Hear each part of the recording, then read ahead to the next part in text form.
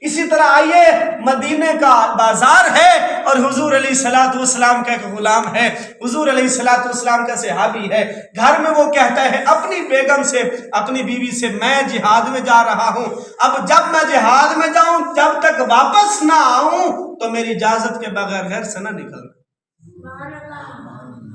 پہلا واقعہ حضرت علی المرتضیٰ کا آپ نے سماعت فرمایا، دوسرا واقعہ وہ اونٹوں والا جو آپ نے سماعت فرمایا، تیسرا واقعہ سنیے اور اپنے دل میں سے جگہ دیجیے میرے مصطفیٰ کریم علیہ الصلوۃ والسلام کے پیارے غلاموں۔ اب شوہر نے بیوی سے یہ پیغام دے دیا، اب حضور نے اس بات کی خبر دی ہو، اب حضور کی صحابیہ ہو اور حضور علیہ الصلوۃ والسلام کا صحابی ہو، اب حضور کی بات کو کیسے ٹال سکتے تھے؟ کہا جہاد میں جا رہا ہوں، جب تک واپس نہ آؤں گھر سے نہ نکلنا۔ یہ بات طے ہو جاتی ہے، کچھ دن گزرے،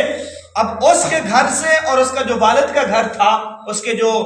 میکے کا گھر تھا وہ تھوڑا سا سامنے تھا، اب گھر سے پیغام آتا ہے، یہ پیغام کہ تیرا باپ بہت زیادہ بیمار ہے،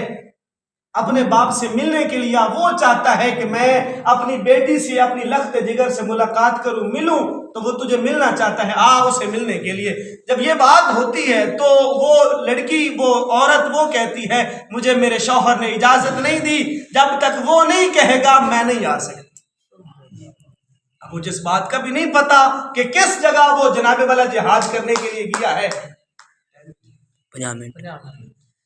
جس جگہ وہ جہاد کے لیے گیا ہے مجھے اس جگہ کا بھی نہیں پتا۔ تو یہ عورت وہ پیغام حضور تک پہنچاتی، یا رسول اللہ میرا شوہر مجھے منع کر کے گیا تھا کہ جب تک میں نہ آؤں گھر سے نہ نکلنا، یا رسول اللہ میرا باپ بڑا بیمار ہے، حضور میں اسے ملنے جا سکتی ہوں یا نہیں جا سکتی؟ جب یہ بات ہوتی ہے تو حضور نے فرمایا جس طرح تیرے شوہر نے کہا تھا اگر تو اپنے شوہر کی بات مانے گی تو اللہ تجھے بہتر جزا عطا فرمائے گا۔ زور سے کیا سبحان اللہ، اللہ تجھے بہتر جزا عطا فرمائے گا۔ 2-3 دن کے بعد پھر پیغام آ جاتا ہے تمہارے والد بڑے سیریس ہیں، وہ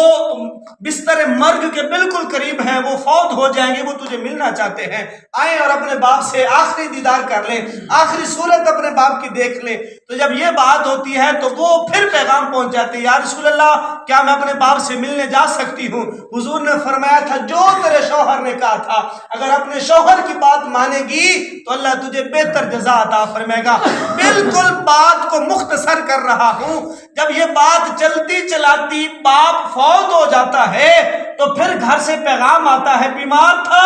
تجھے اطلاع بھیجی تھی نہیں آئی، پھر سیریس ہوا زیادہ بیمار ہوا اطلاع بھیجی تو نہیں آئی، اب تیرا باپ فوت ہو گیا ہے، اس کا آخری دیدار کرنے کے لیے تو آ جا، اسے ملنے کے لیے تو آ جا۔ جب یہ بات ہوتی ہے تو وہ پھر پیغام پہنچاتے، یا رسول اللہ صلی اللہ علیہ وسلم حضور قربان جاؤں بیٹی ہوں۔ اب اس بات کا اندازہ آپ لگا سکتے ہیں کہ بیٹی اپنے باپ سے کتنی محبت کرتی ہے، اولاد اپنے والد سے کتنی محبت کرتی ہے۔ اب بیٹی دور ہو، دنیا کے کسی کونے میں بھی ہو،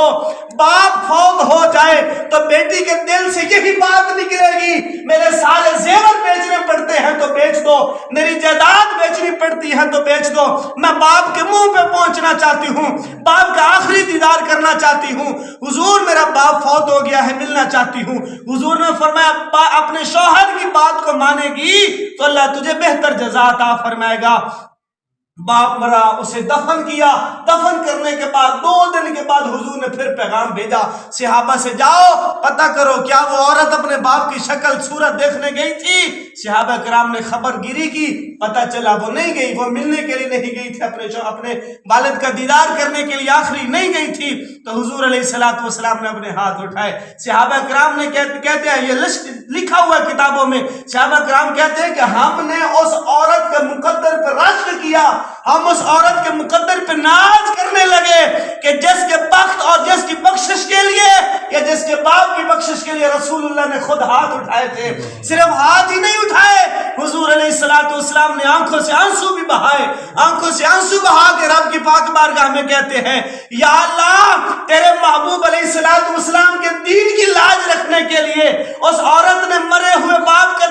چہرہ بھی نہیں دیکھا، مرے ہوئے باپ کی شکل بھی نہیں دیکھی، اس وجہ سے کہ یا اللہ تیرا یہ پیغام تھا کہ اپنے شوہر کی بات کو ماننا، عورت نے میرے دین کی لاج رکھی ہے، اب میں محمد دعا کرتا ہوں اللہ اس عورت کو بھی بخش دینا، اس کے باپ کو بھی بخش دینا۔